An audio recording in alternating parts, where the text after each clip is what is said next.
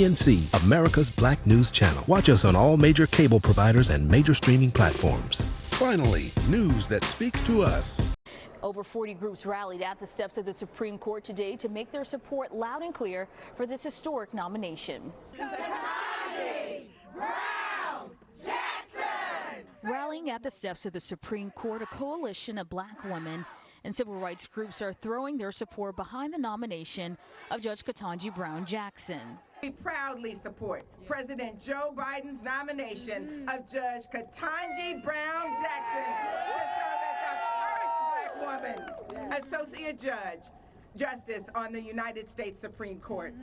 This nomination represents the inclusion of not only a skilled jurist on the court, but the opportunity to bring a diversity of thought, lived experiences, and perspective that has never been represented on our nation's high court in the 233 years of its existence. Melanie Campbell with the Black Women's Roundtable is leading this movement. Campbell says the prospect of the first black woman on the high court is long overdue. I see myself in her. You know, it's very emotional, quite frankly, to know that there'll be a black woman sitting up there who looks like me, metaphorically, who grew up like I did. Since her historic nomination was announced, Judge Jackson has been on Capitol Hill meeting with Judiciary Committee members from both parties. The White House is pushing for a bipartisan confirmation vote. We've not taken any vote for granted. We've not taken any Democrat vote for granted or Republican vote for granted. We want each senator to make their own decision about this nominee. We feel very good that the nominee should get confirmed. Former Alabama Senator Doug Jones has been helping Judge Jackson prepare. He was tapped to guide Jackson during her historic path to the high court. Jones says during this experience, he reflects on his own civil rights track record.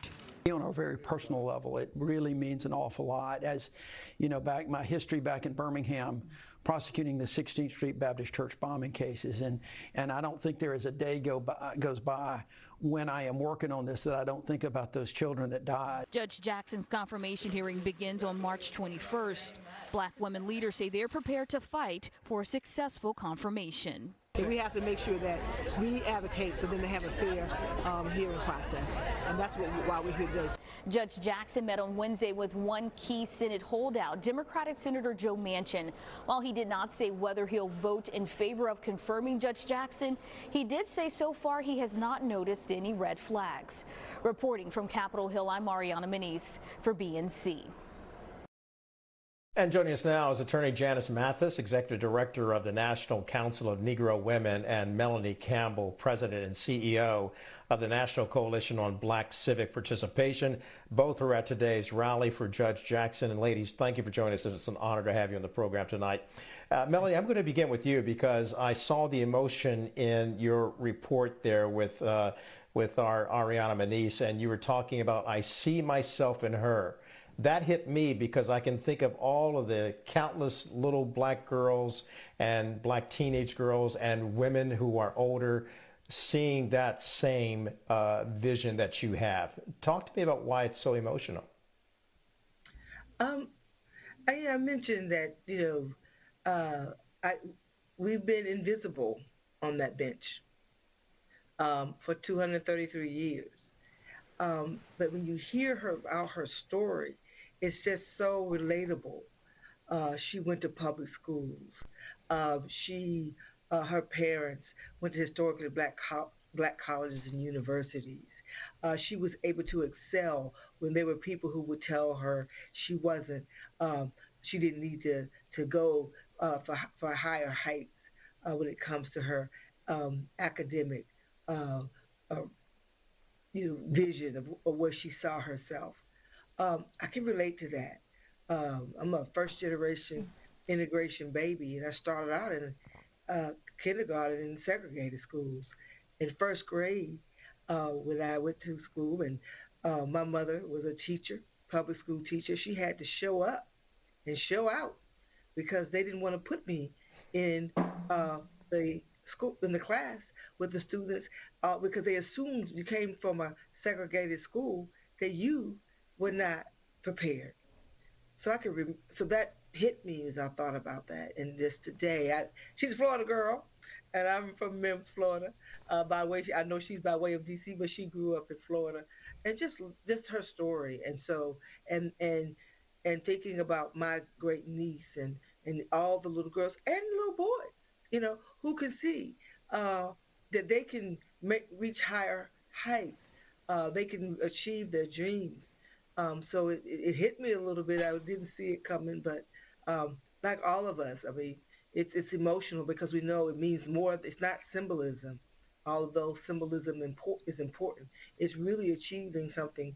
But this is the highest court in the land where we know injustice has been the walk we've had to continue to fight upstream to try to achieve. So, yeah.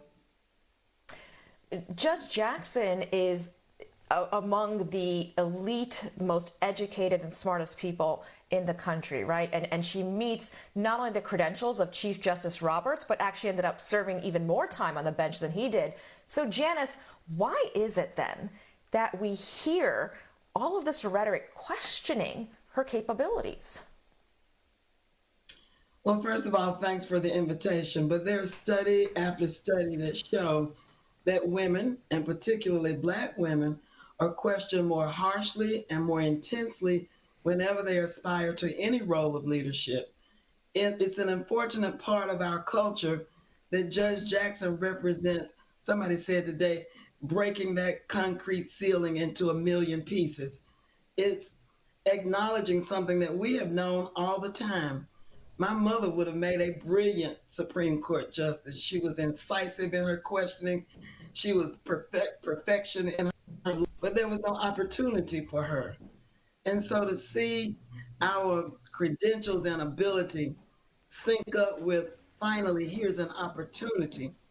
And for all Americans, Black women represent an important slice of our history and our culture and our lives. We can't be authentic without that point of view. So it's just joyful to see the opportunity come together with the ability and to know that our country is going to be better off, not just Black women. We're going to be a fairer, more just nation. We don't have that particular barrier to overcome. Yeah, you know, I hear both of you loud and clearly, and I being with pride with you. It's something very instrumental in this is Doug Jones helping to guide them, the judge, through this. Doug, of course, knows the history. Is he the right person to help her maneuver through the Senate and to anticipate what's going to happen during confirmation process? I think Doug understands because were it not for Black women in Alabama, Doug Jones might never have seen the inside of the United States Senate.